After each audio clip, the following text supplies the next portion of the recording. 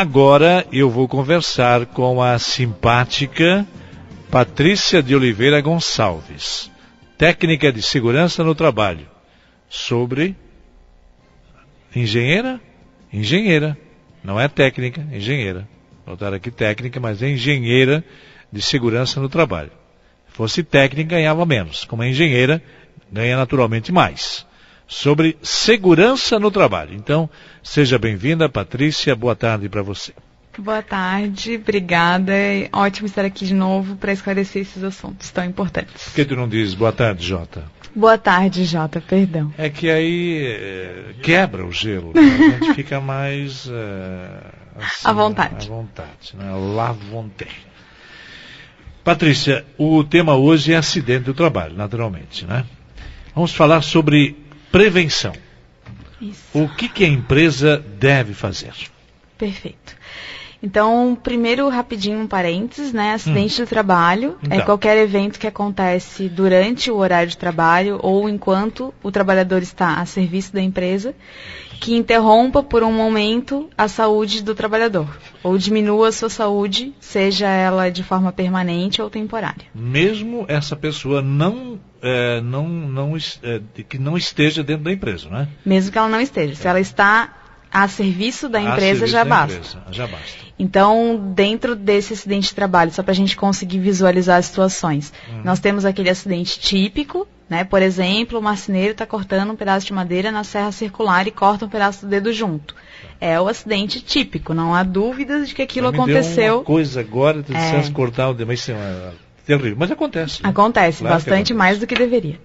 E há os outros tipos de acidentes, lesões e doenças que também são caracterizados legalmente como acidente de trabalho. Então, por exemplo, o acidente de trajeto, que é aquele que acontece quando o trabalhador sai de casa até a empresa ou da empresa até a casa. Isso também, se acontece alguma coisa ali nesse trajeto, também é caracterizado como acidente de trabalho.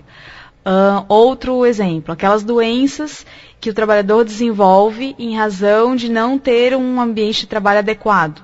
Então, por exemplo, aquele trabalhador que não tem aquela melhor cadeira, melhor mesa, melhor monitor e que desenvolve ao longo do tempo alguma lesão de pescoço, ombro, coluna, enfim, são aquelas chamadas DORT, doenças osteomusculares relacionadas ao trabalho.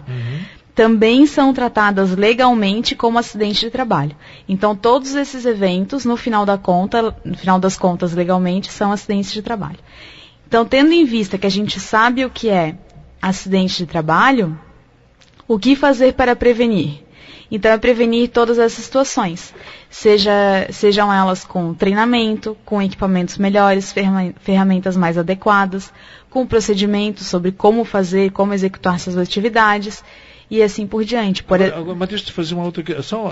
Eu acho que é importante a gente acrescentar também essa questão.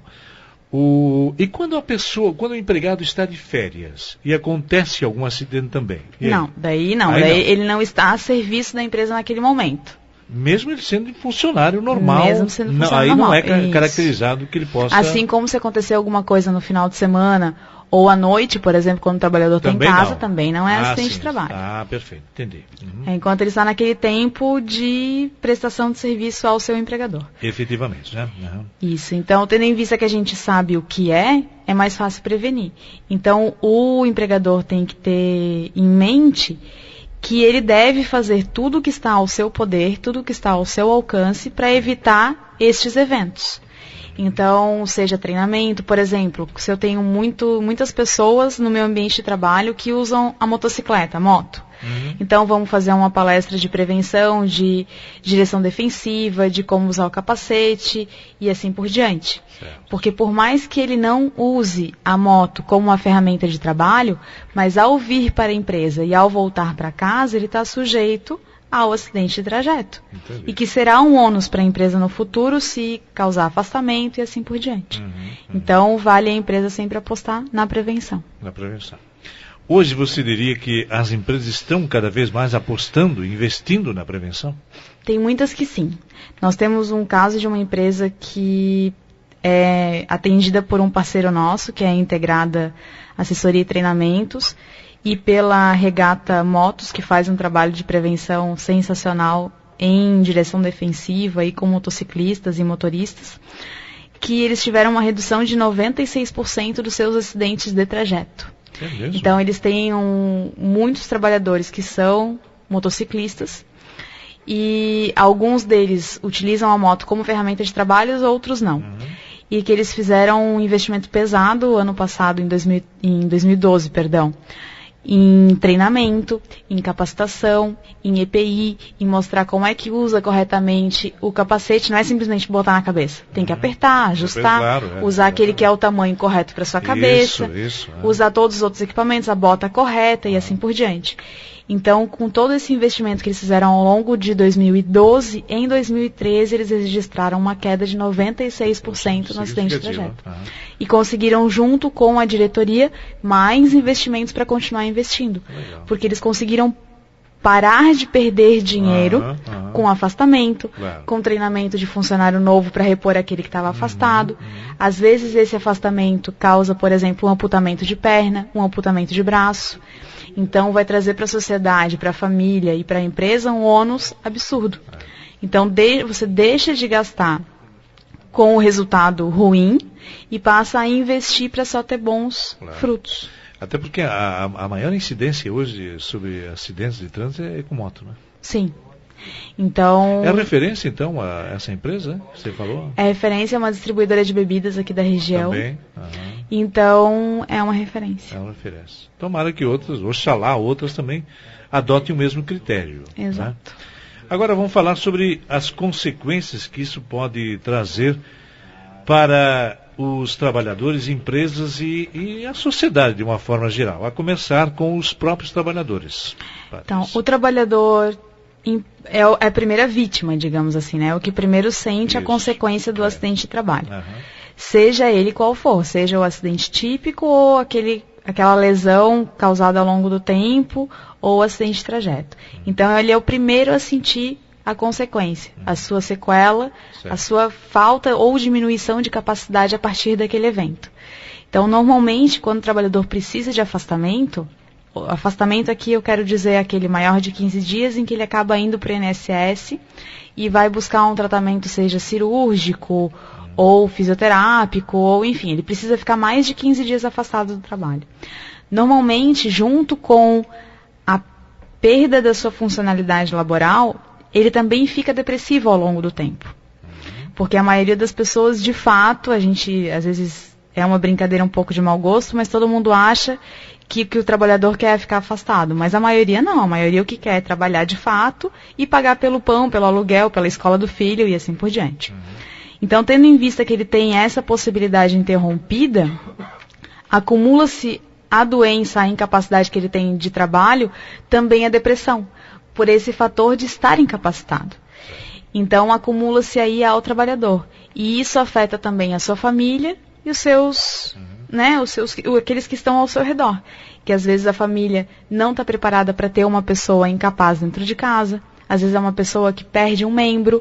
Não necessariamente a gente está falando só de doenças. Sim. A gente às vezes está falando de realmente uma amputação, alguma coisa desse tipo.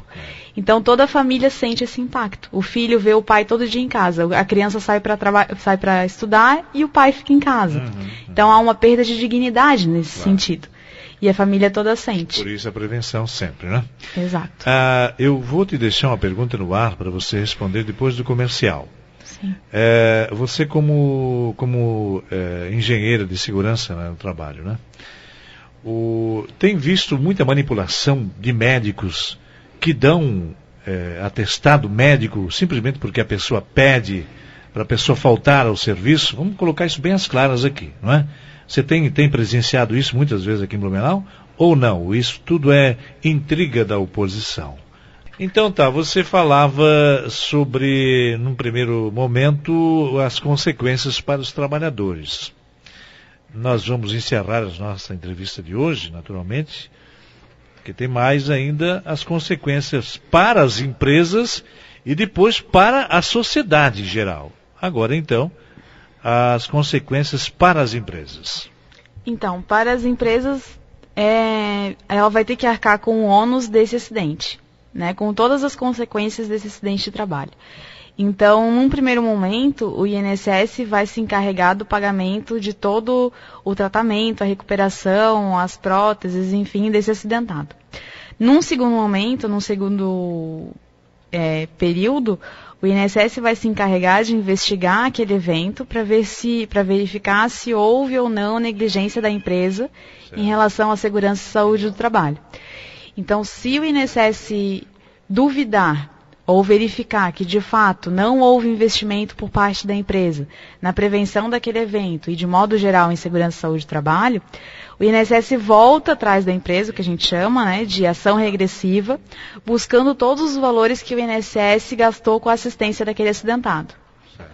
Porque, em princípio, se a empresa tivesse, de fato, investido em prevenção e assim por diante, aquele acidente não teria ocorrido. Então, normalmente, a Advocacia Geral da União faz essa ação, que se chama ação regressiva, e devolve aos cofres públicos o que o INSS gastou. Então, em princípio, desde 2009, se eu não me engano, o INSS busca, na iniciativa privada, cerca de 40 bilhões de reais. 40 bilhões? Bilhões de reais, que se refere a isso. Então, para todos aqueles tipos de acidentes que a gente comentou antes. Certo. Se, claro, o INSS verificar que houve investimento, que foi uma fatalidade, então o processo não se segue.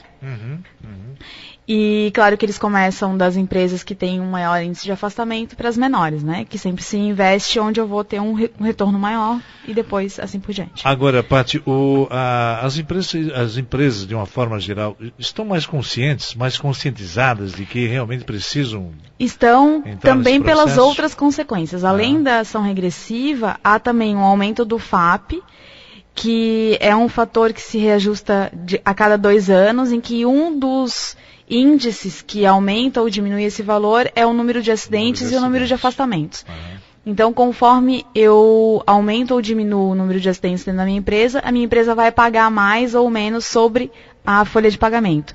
Pode variar de 0,5% a 6% esse FAP, que é esse fator, sobre a folha de pagamento. Então, para uma empresa grande, 6% é muita coisa. Se a gente consegue investir em segurança do trabalho, eu consigo reduzir a quase 1 ou 0,5%. Então, o investimento vale a pena. Além disso, outros ônus são o nexo técnico, que cada vez que a empresa tem um afastamento em que é acidente de trabalho, a gente chama que o benefício é B91. O trabalhador, quando retorna desse afastamento, ele tem 1 ano de estabilidade dentro da empresa. E, além disso, durante o afastamento, a empresa deve recolher o FGTS, que no afastamento normal, quando a doença não é ocasionada pelo trabalho, a empresa não precisa recolher o FGTS durante o afastamento. Então, isso também é um ônus do empregador. Então, tem vários aspectos em que a empresa perde muito. Além de, por exemplo, eu ter que treinar uma outra pessoa para ficar no lugar dessa acidentada que não se sabe quando vai voltar. Além de, por exemplo, eu ter que, de repente, adaptar todo o nosso ambiente de trabalho, toda a nossa empresa, para, de repente, receber de volta esse trabalhador que vai vir, às vezes, sem o braço, sem uma perna, ou com uma limitação de membro superior ou inferior e assim por diante. Então, os ônus são variáveis. E para a sociedade, é terrível porque a gente tem uma pessoa que teria capacidade de sustentar e não tem mais, e o INSS tem que pagar, e o INSS a gente não pode esquecer que somos nós que contribuímos para aquele fundo, não é um fundo que veio do além, ou que alguém deu de presente para o Brasil, não, é um fundo que nós, trabalhadores e empregadores, pagamos todo mês. Sim. Então, para a sociedade, isso é um peso, uma carga relativamente pesada. E, além disso, nós teremos pessoas no futuro menos capazes de desenvolver, de produzir. E daí, por exemplo, um sujeito se acidentou na minha empresa por minha causa, eu vou devolver ele depois de 1 ano, depois da estabilidade, para o mercado de trabalho menos capaz. O que não é o objetivo da segurança e saúde do trabalho. Dentro das normas regulamentadoras, especialmente da NR7 e da NR9, que estabelecem o PPRA e o PCMSO, o objetivo da empresa e dos programas é a promoção e a prevenção da saúde do trabalhador. Perfeito. Então, a empresa está descumprindo a sua obrigação legal e a sua figura social perante a Constituição enquanto, né, trabalho digno e assim prejudicando a muitos, né? Sem dúvida. Exato. Para fechar, aquele questionamento que eu te fiz no bloco anterior, eu não esqueci não, porque eu estou ainda com minhas faculdades mentais legal, não é? eu te perguntava, tem médicos realmente que vendem, como é que é? Vendem atestados médicos aqui em Blumenau? Ou isso é intriga da oposição?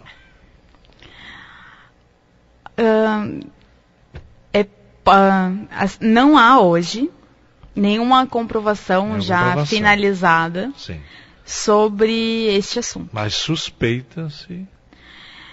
Há uma fumaça. E onde há fumaça? Sobre este assunto.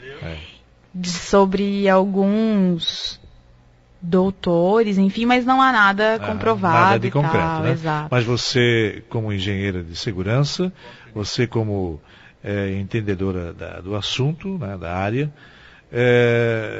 pode levantar uma suspeita natural de que isso acontece não só em Blumenau, mas como em todo o país. Em todas as áreas nós temos profissionais em todas profissionais. As áreas também, é verdade. Além disso, na área médica é uma questão bastante delicada, porque, querendo ou não, o médico depende de diversos fatores para finalizar o seu parecer sobre se a pessoa está bem ou não. E quem é que vai contestá-lo? Né? Exato. Aí é que está. E nós temos bastante bons atores e atrizes por aí. Então, não defendendo totalmente, não assumindo uma posição, mas há que se ver todos os lados da situação. Mas você colocou bem, eu acho que é isso aí. Atores, atrizes, médicos, médicas, não é? Claro. Nós temos bons médicos, maus médicos, bons engenheiros, maus engenheiros, e bons cidadãos e maus cidadãos. Então, tudo isso causa uma situação, às vezes, desconfortável. E a gente vê essas notícias, não é? Às vezes até em noticiário nacional, programas de televisão, como é que é? O jornalismo investigativo às vezes pega o cara com a mão na botija, não é? Então, com a boca na botija, e a gente sabe que tem, então vamos esperar, vamos torcer para que Blumenau realmente possa estar isento dessa possibilidade. Tá certo? Então, Paty? Certo. Até a próxima, né? Até a próxima. Agradeço o espaço, sempre. E a nossa empresa está à disposição, a MPL Samed, nosso site, fanpage, canal do YouTube. Tem um telefone? Tem o 3326-4535. 4535. E todos os nossos profissionais da MPL Samed estão à disposição sempre. Eu não disse para você, porque é a primeira vez que você vem em 2014, e eu espero que o seu 2014 seja excelente sob todos os aspectos. Para nós todos. Muito obrigada.